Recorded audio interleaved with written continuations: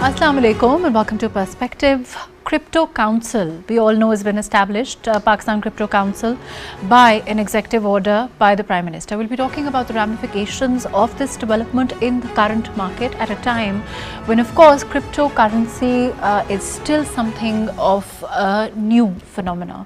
What this means for the future, what this means for Pakistan as a whole, and globally also, we'll be talking about that. And we also interestingly have Dr. Usman Chohan with us, who's an advisor to CAS on economy.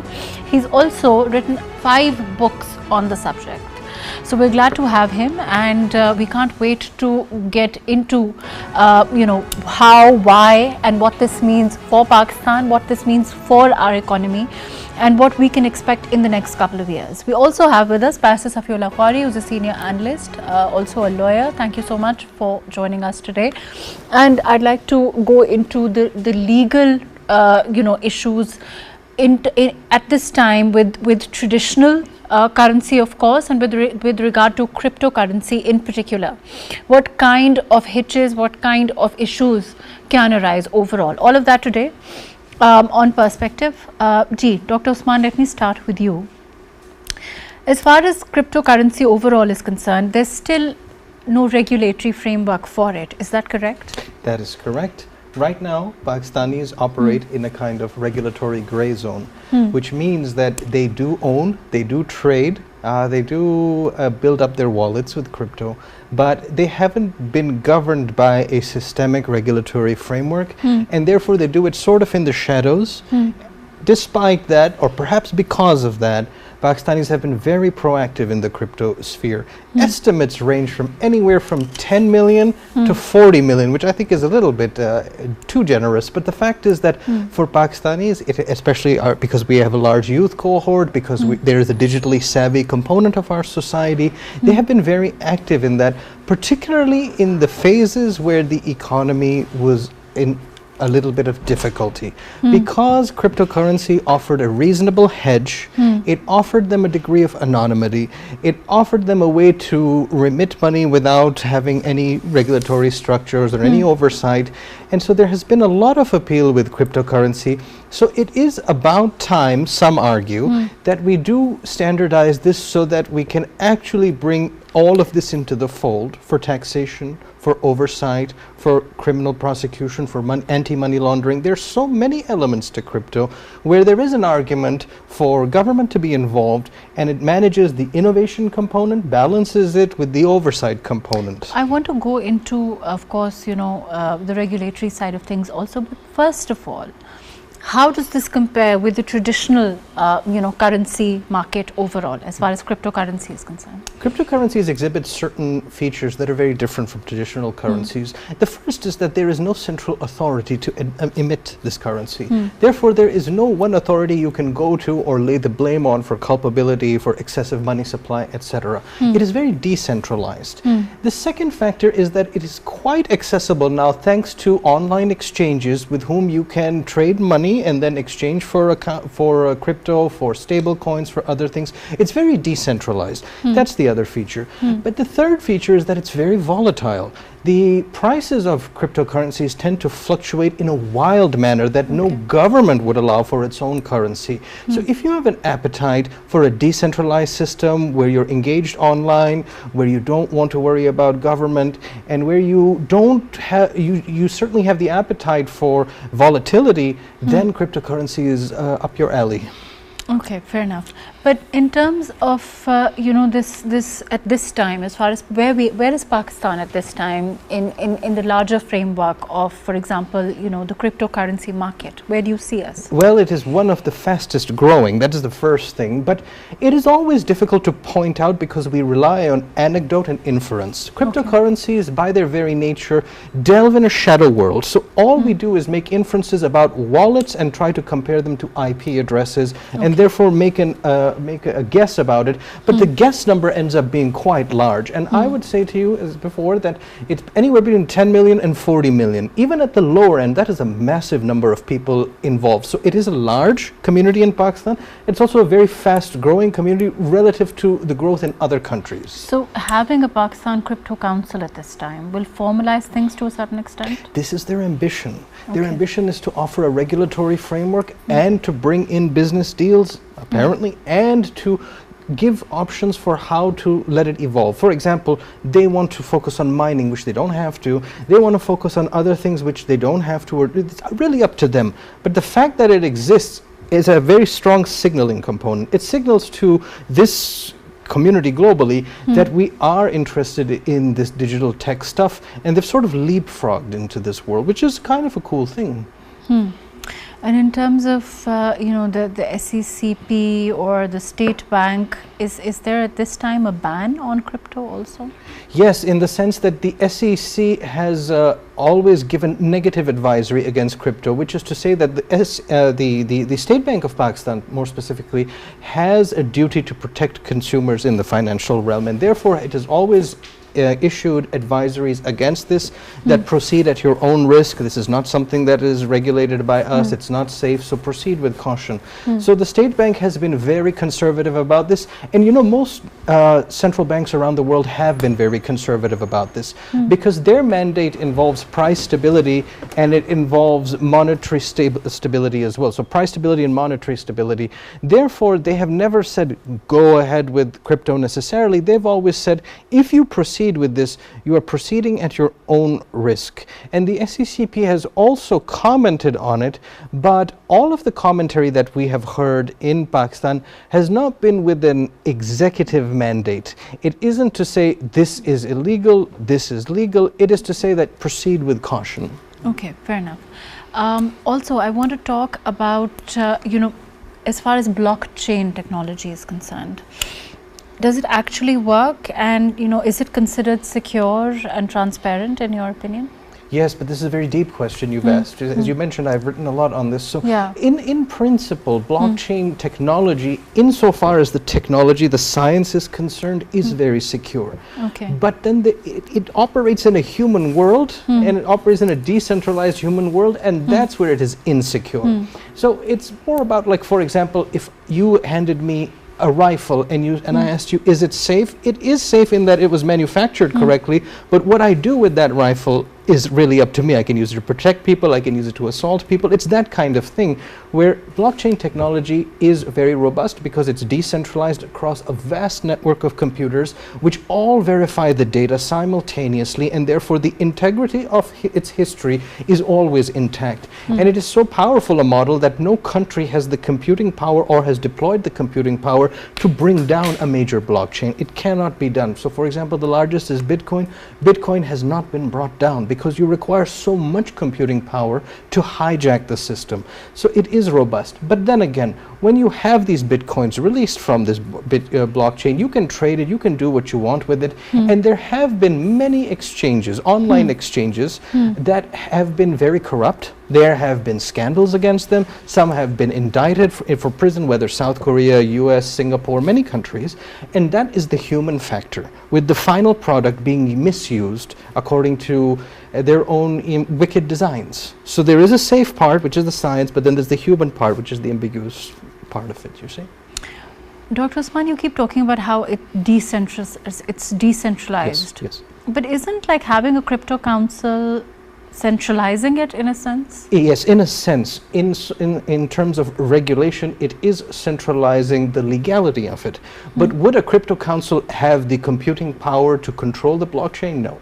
It would just be the oversight mechanism, and yet all of the operations that happen amongst the blockchain community or the crypto community would still be decentralized. So then it is people's decisions to conform to that and stay within the margins of legality as issued by a regulatory framework, or to operate outside that and perhaps face prosecution. So it's going to be, so it's really organic, the way that, what kind of trends it follows, or how erratic Yes, it is, in your opinion? Absolutely. It's very organic in terms of how erratic it is, and cryptocurrencies are very erratic by nature. There have been two phases, 2018 and 2022, where the price collapsed because of what they call a crypto winter. The sentiment on crypto became so negative that people ran into other things, perhaps into cash or whatever.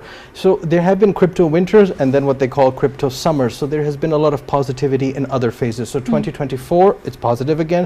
2019, positive again. So the cyclicality of this is extremely erratic, extremely erratic. Right. Let me go to Safiullah Gauri, who's also with us now. Ji, Safiullah, can you hear me? Hi, Mahrukh. I can hear you. Safiullah, there's, you've mentioned, of course, I know that you have some in-depth knowledge of cryptocurrency, and also the fact, the legal side of things.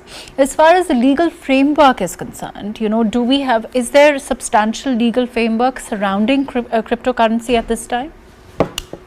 Right, Mahrukh. So very clearly, as was stated by the Governor State Bank today in the morning, crypto remains illegal in Pakistan, and it is, despite whatever you might be reading in terms of the wonderful news that's coming in with the Pakistan Crypto Council and everybody talking about how we are going to become perhaps the center of the blockchain innovation. Pakistan still has a long way to go when it comes to legislative frameworks. Now, this is the case because, firstly, as you were just discussing, blockchain in itself is divided into many parts. So, for instance, there's a currency aspect that is to be adjudicated upon by the State Bank of Pakistan. There is a tokenization of aspect, the tokenization aspect that is looked into by the SECP. There is a criminal aspect that is looked into by the FIA. There is, of course, the fact that FMU, the Financial Monitoring Unit of Pakistan, the AML-CFT Authority, all of them have international commitments when it comes to terrorist financing and money laundering. So what we need right now is a all-arms approach in which everybody sits, and that has not happened with the Crypto Council as yet. With the Crypto Council, what we have is the State Bank, what we have is the SECP, what we have is the Ministry of Law and also the Ministry of IT, but we do not have, for instance, FIA, we do not have FMU, we do not have the AML Authority, we do not have some key enforcers who can carry this legislation forward. And without them, obviously, any discussion on crypto is at the moment at least a little premature until we have like a sort of like a mutual consensus between all the authorities on how it is to go. Now, it's also very important to understand that the Crypto Council itself is a creation of the Ministry of Finance, and it has been created under a set of sub-rules. So it is a delegated legislation. This is to be kept in juxtaposition to a primary law that has already been passed by the Parliament of Pakistan, which is, as you know, the primary legislation. And the primary legislation here speaks of the Pakistan Digital Nation. I'm sure you know of it. The Ministry of IT with the Ministry of Planning came up with a holistic framework on what the digital structures of Pakistan will be. And then and this is perhaps the most important thing that I'll probably say today. In 2025, an authority was created called the PDA, the Pakistan Digital Authority. In the framework, in the act of the Parliament, which has been now approved by the Parliament and the Senate, under Section 8, subsection G, line 3, it clearly states that the Pakistan Digital Authority will have the absolute control over virtual assets, which in this case would be crypto and other digital assets that you might come across. So the law already exists. The authority already has been given to an authority, and that authority is well funded. Money has been allocated to it by the Parliament of Pakistan. It, in fact, now has to spend that money. It is the other way around, in the sense that it is not spending that money. And the reason why it is not spending that money is because there seems to be a confusion, because there's what we see is a duplicity of different powers coming in. There's a Pakistan Crypto Council that has come about. Then there is another authority that is now being created, which is called the Pakistan Digital Assets Authority. So as always, like we've discussed in the past, with many laws, we've discussed how, for instance, terrorism is being prosecuted under many different laws, under the Terrorism Act, and also under the You're saying that there has to be, it has to be one umbrella. There has to be a clear cut. There needs to be consolidation. And that's what I'm saying. And that already exists.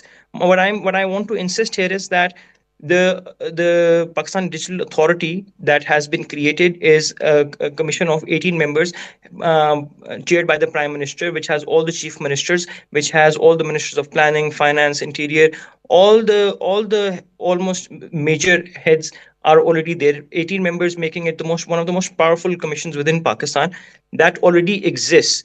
And what I'm trying to say here is that in the presence of an already existing authority, with which has come about with the primary legislation, we need to sort of put that into context when we hear about any news and anything else that is happening in Pakistan, and try to understand that in terms of the legislation that has taken place. Information wise, it's great that we are having wonderful developments, but legislation wise, the legal framework and the regulatory framework exists as I've just told you. Right, fair enough. Let me come back to you, Safiola. I think that's a lot of information for everyone to sort of take in, and let me come back to you on that. Dr. Usman, let's talk about the international practices at this time, the international market with the cryptocurrency at this time. What kind of a market? Of course, it's relatively new. What are the trends that you're looking at? Is it also, of course it's volatile, but is it also very fastly growing? And the way that other economies have sort of reacted to this, the way that other countries, how do you look at that? Let's try and understand that. Yes, it's an excellent question. It's very broad in its scope. There is a spectrum of regulatory attitudes towards crypto, from the most hostile, such as, for example, China, which says, don't get into this stuff. We will issue our own digital country, CBDC, a central bank digital currency ourselves. Don't get into this stuff. So that's one extreme. And on the other extreme, you have El Salvador, which says, Bitcoin is equal to our peso. Okay. You can use it as a legal tender. Okay. Pakistan was somewhere in the middle historically, because there was, I call it a strategic ambiguity deliberately, that we were like, oh, we're still trying to figure it out, and we didn't issue it. It's not legal, but we need time to do that and all that. And then there is a range of other countries. For example, the US is pro-crypto, and now it's become very pro-crypto under Trump. There are some that say, well, you can own it, but don't trade it, like Cambodia. So you have a full spectrum of attitudes. In the meantime, adoption of crypto has grown. It grew exponentially during the crypto summer. So you saw a jump in 2019, just after the crypto winter. Then you saw another jump in 2024. This is driven by news cycles. This is driven by attitudes and forecasts about who will be favorable to crypto. The fact that Donald Trump has been favorable to crypto has been a huge deal for this. It has also been influential on other countries as well. But the reason that Trump has been so favorable towards crypto has much to do with the power of the crypto lobby. When we talked earlier about the decentralization of the community, that was an attitude based on anarchist philosophy, that we as a community work together. But over time, what has happened is that big players have come into this, not just individuals like you and me, but financial trading firms have gotten into this and stacked up their wallets with crypto, whether it's Ether or Bitcoin or others, and they play a large power. Plus, and we've also seen people like Elon Musk pushing in certain coins, right? That's correct. Their voice is very loud, and they've put money behind it, put money where their mouth is. So on both influence and on monetary side, they are significant. Therefore, they have operated as a lobby. And although they didn't directly influence Trump's victory, that was many other factors, they did bring down various congressional district, local candidates in the US who were unfavorable to crypto through their money. So that influence gave the signal to everybody in America that if you mess with the crypto lobby, you could be in trouble. And so they've gotten into mainstream politics in a big way. Based on the earlier discussion, there's two other things I wanted to point out. One was that the ambiguity that we spoke of in terms of having an umbrella, the same issue has occurred in the United States historically, where you have a Commodities and Futures Trading Commission dealing with Ether and Bitcoin because they are commodities, they're so large. But then you have the Securities and Exchange Commission, they're dealing with all the other cryptos. Then you have the Internal Revenue Service dealing on taxation. Then you have the Justice Department. So you do have this kind of bureaucratic overlap in other countries too. And the other thing is, what about other currencies? For example, we hear so much about USDT. Yes. The reason you hear about USDT in particular is because it's a stable coin. That means it's an intermediary between your regular dollars and cryptocurrencies. So USDT has an instrumental role of reconciling the volatility of these with what is supposedly a peg of one USDT coin to $1. So it allows for an intermediation. But on the cryptocurrency side, so if you leave aside these intermediary stable coins, then you have things like Ether, you have Bitcoin, you have Solana, you have many other issuances, and it is possible for you to go online and create Mahrukh coin. It is possible. And then people can subscribe to that depending on your influence. But that's what Trump did, keep in mind, and he did make $40 billion plus. And then he dropped the price and raised a Melania coin. So there's a lot of manipulation like this that is happening in real time for us to see. So are we looking at a Pakistani coin? Because we've been hearing so much news, and is it a possibility? Well, there is a precedent. I think in 2018 it was floated, but it didn't particularly receive much attention. But again, this is all inference because we don't know.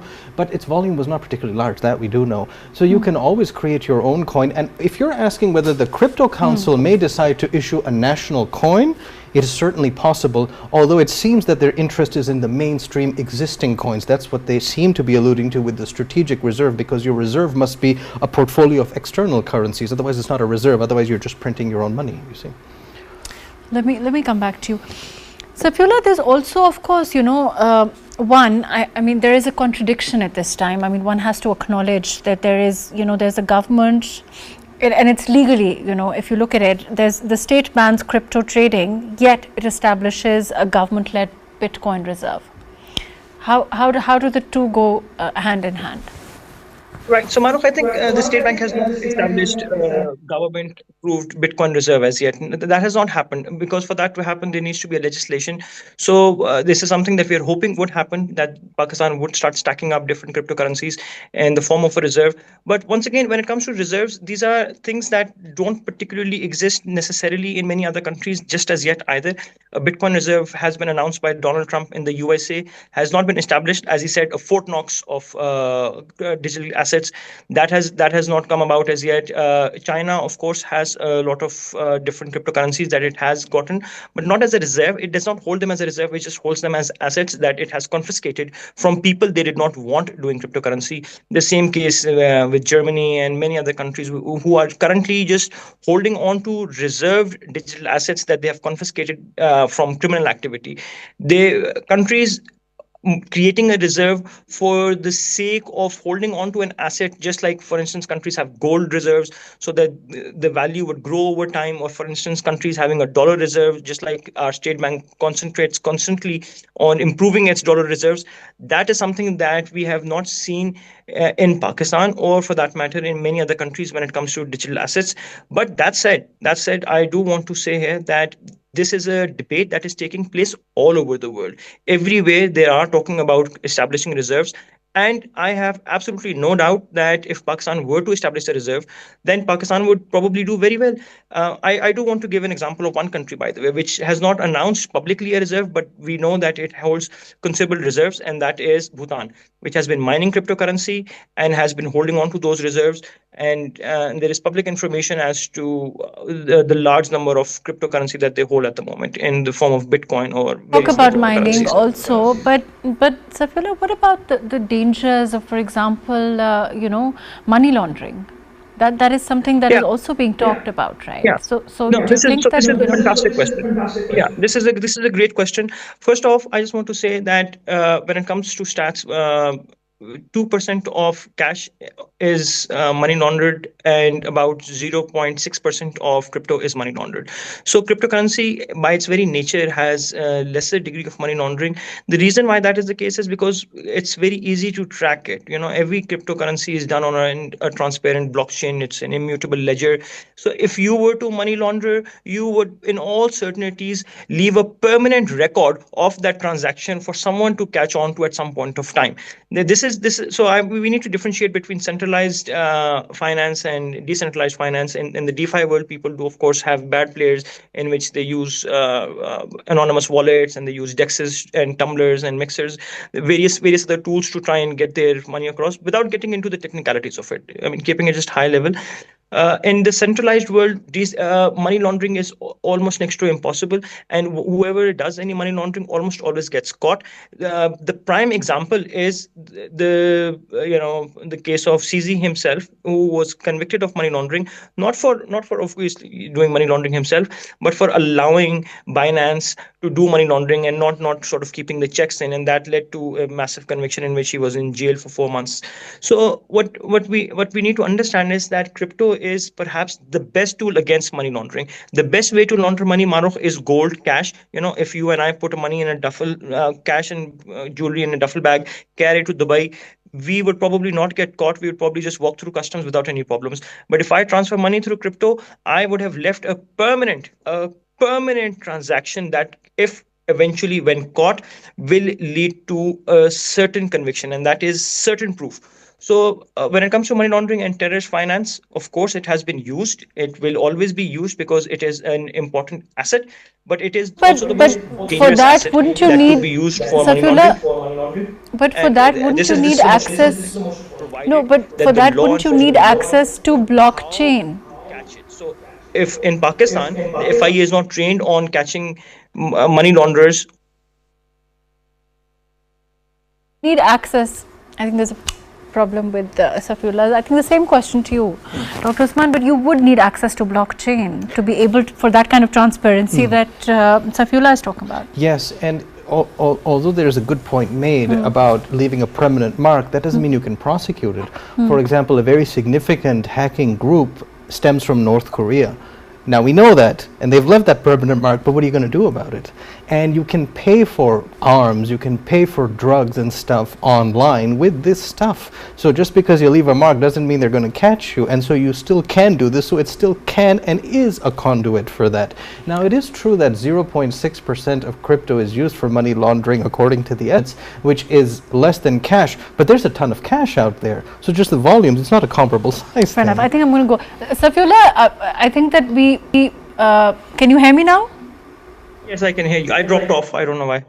Yeah, but we were talking about this, and I think Dr. Usman also, he raises a very interesting point. Just because it leaves a trace doesn't mean we can do anything about it, right?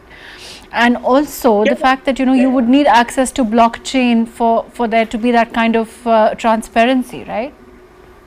Yeah, no, absolutely. There's no doubt. So this is what I'm saying, right? So in order to catch it, then you need law enforcement authorities who know how to catch it. Like, if they don't know how to catch it, then obviously you can't do anything. And I think one of the best examples that I could give you right now is the one of the recent hacks that's very famous hack. It's called the Bybit hack, which is $2 billion plus, done by Lazarus. Now let's just explore this hack, and this will give us just about all the information that we need. So Lazarus, a North Korean hacking group, conducted this incredible hack from a major crypto exchange, took out $2 billion. Now, same mechanics would apply to money laundering, to terrorist financing, everything. Here's what happened: the world got together very quickly. Everybody got together, and they started blocking those wallets from being able to access any centralized finance wallet. Why they need centralized finance wallets most of the times is because it allows what you would call an off ramp and an on ramp. The idea that you could change that crypto for cash and use that cash. So what's happened essentially is that cash is now lying, and those people are unable to move it anywhere because law authorities all over the world have gotten together and have encircled them, because they know what those addresses are. And even though you might not know who the identities of the people are, you might not know the criminals themselves, but what you have is you have isolated those wallets from being able to access any other platform that would allow them to use that cryptocurrency in a useful manner. And why I think this is a global success is because this shows that if law authorities work together in conjunction with all the other different centralized exchanges in a united manner, they can enforce it to a degree, provided once again what's most important is that law authorities understand how to do it. And in Bybit's case they did, but I'm fairly certain that if something of this sort were to happen in Pakistan, they would not know what to do, and that is why people would get away with it. So the first step before even legalizing crypto is to educate our law enforcement authorities on what crypto is, how to track crypto, how to get crypto, so that when crime happens, which it inevitably will, it will always follow, they know what to do. And we need to have the tools for that, and there are very many tools for that. There's crystal intelligence, Arkham, whatever. Like, I'm not going to go into the details of the many tools that people use, And once again, there's one more important thing here, Mahrukh, that I want to add. It's not just my wishful thinking. This is also our legal requirement. These are our commitments to IMF. These are our commitments to FATF. We got out of the FATF grey list, and we got out of the when we got out of the FATF grey list, there were plenary sessions held on digital assets as well. So we have to put in a sizable number of controls as per our commitments to the FATF before we can start transacting in crypto. And I just hope that those sizable measures are taken as quickly as possible so that Pakistan can truly benefit from the wonders of crypto as they stand. Let me come back to you on that. Dr. Usman, what about with regard to mining and, of course, Bhutan as an example? At this time, are we going to, is it going to be able to explore that potential? How are you looking at things from the crypto perspective? In terms of all of the operations that we can do, I consider mining to be the least lucrative and the least attractive because of the non-renewable nature of how we would mine it. We're going to burn fossil fuels to do this. We don't necessarily use hydropower. We don't necessarily have that much spare electricity. If you are allocating 2,000 megawatts to this, why don't you allocate that to your industry? Why don't you allocate that to your mainstream industry?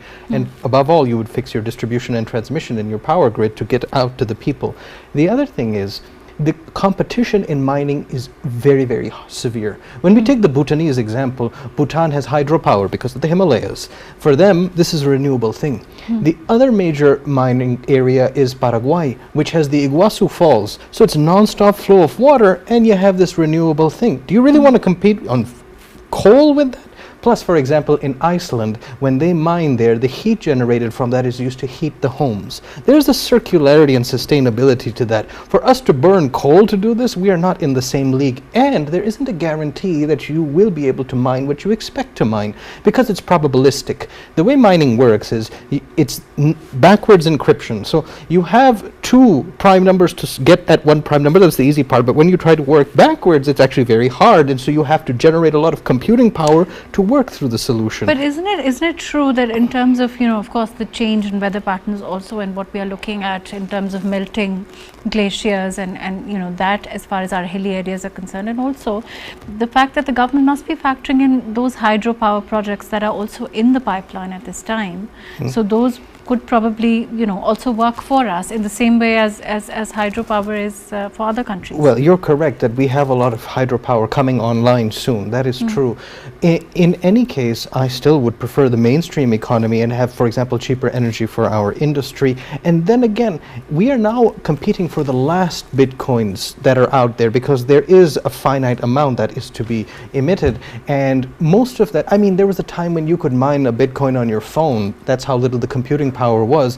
Now you're going to burn all these fossil fuels, or even some hydro, fine, but you would be doing so much of this with the chance that you might get it. That ultimately depends on your expectation of the price of Bitcoin. If Bitcoin stays where it is, it's probably not worth it for you. But if Bitcoin goes to $1 million per Bitcoin, then it would be worth it. So you're playing probabilistically with the resources you have at the chance that you might have some of this. And then again, you have your wallet, let's say you have a strategic reserve. What is to say that that wallet isn't going to get hacked? You think India won't target it if they can? You have a wallet here that you have stashed all your bitcoins. It is very vulnerable. No matter how hard, unless you take it off and you keep it cold, there are ways, but I don't know. It seems like a scary thing. For example, for our problem, as far as, these 200 megawatts to generate it for economy at this time, for as far as our circular debt is concerned, do you think that's an option? I honestly think that the circular debt thing has to be resolved. 2,000 megawatts. 2,000 megawatts. It's a lot bigger than 200. Yeah. You're absolutely right. Just the volume that is required of all things.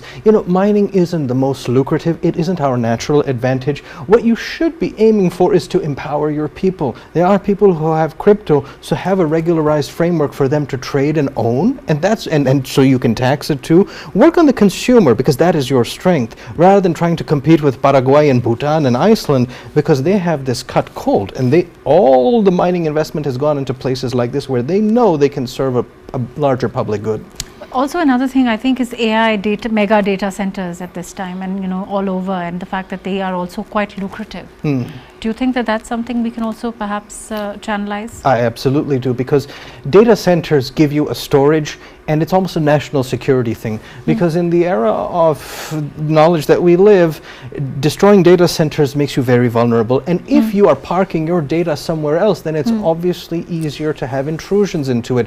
So for your sovereignty of data, it is important to have it locally. But this is a dimension that is separate from crypto, because you wouldn't need crypto to have data centers for AI, for whatever. We do need those for our national sovereignty and data protection. We do. Let me go to Safiola. Of course, this is something relatively new, and as such, it will be surrounded by a certain level of doubt, and we need to sort of realize and of course anticipate the trends, and we have to and whatever challenges that come with it.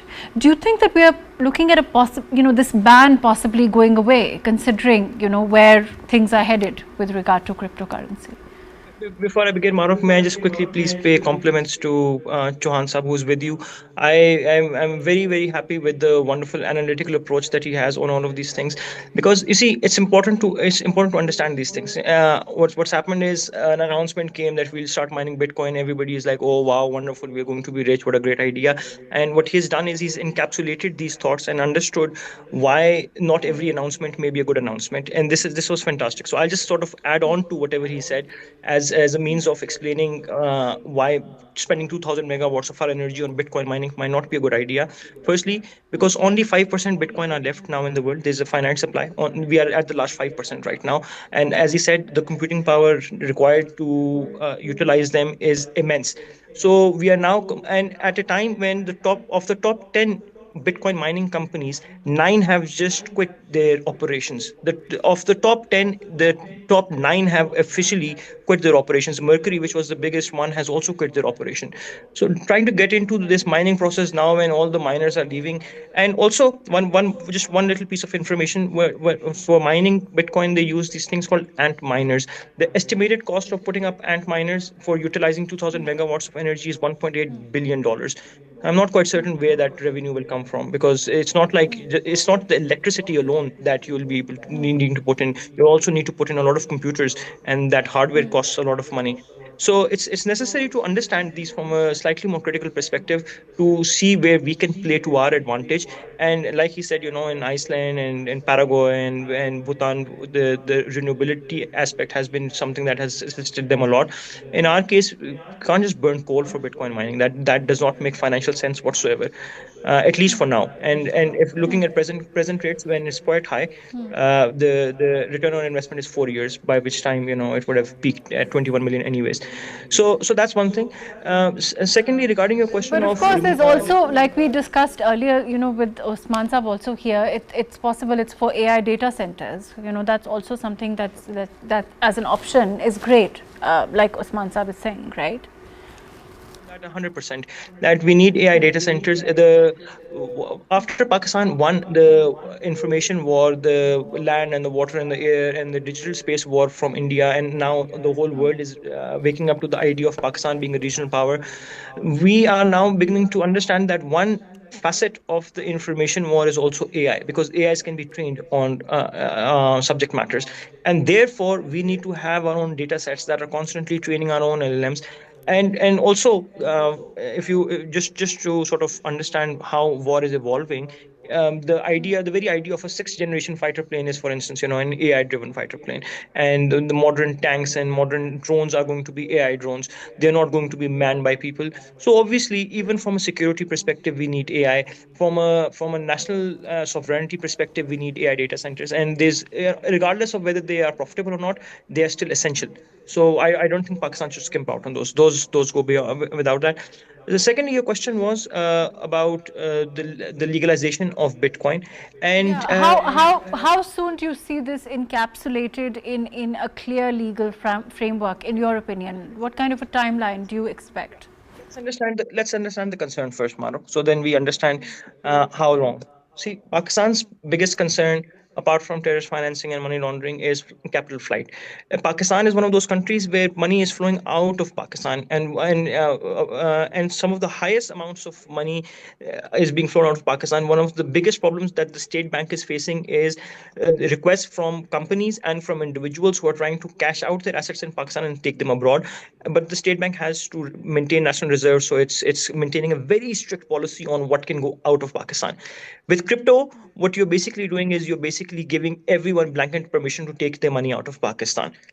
Will Pakistan want that? No, not as crypto stands. So, what Pakistan could do is Pakistan could take an approach like what India is doing. India is developing this app called Inbound app, which is an inwards remittance app. So, you can bring crypto into Pakistan, but you cannot take money out of Pakistan. And how you take money, bring it into Pakistan and keep it in Pakistan is by integrating it with Rust. And as you know, Maruf, I live in Brazil. In Brazil, they have this instant payment system, which is like our Rust, which is called Pix. And then they have their cryptocurrency settlement system, which is called Drex. And Pix and Drex are integrated. So we have seen this successfully in many other countries. China is also experimenting with an integration of their financial system, their financial settlement system with the crypto settlement system. And that would allow for only inward money coming in, not outside. So Pakistan would maintain its reserves and Pakistan would give you money still in rupees. You will not maybe ever hold Bitcoin. If you hold Bitcoin, Pakistan would enter into a sort of a situation where Pakistan continues to hold a large number of keys. And the reason, once again, it's not because I'm, as you know, I'm a very big proponent of crypto, but we need to understand that Pakistan is facing this huge crisis of capital flight outside of Pakistan. This, when we give examples of Dubai, Dubai has nothing to lose, right? If they legalize crypto and if they go all out, because they're recipients of crypto. They are getting money from all over the world, and maybe $20 billion of Pakistani money is parked in Dubai, which has probably gone to Dubai via crypto, or at least crypto was one of the channels.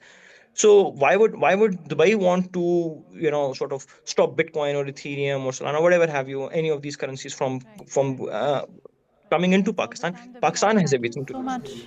Right. So we have our own concerns, of course. Thank you so much for being with us, Dr. Usman Chohan. Thank you for your very valuable time. Barrister Safiullah Qari, thank you for being with us. Of course, at this time, with this relatively new for Pakistan, the government is of course factoring in a lot of these issues, a lot of these challenges, and from an analytical point of view, we sort of wanted to explore the potential of it and also discuss, how and where's and how does the government plan to go about it, whether it's AI centers or AI data centers or mining, and of course all those options being open at this time. It's certainly been a very interesting show for me, at least, being able to understand where and how cryptocurrency is headed, and especially for Pakistan, and the enormous potential it seems to indicate for us. Thank you so much for joining us today.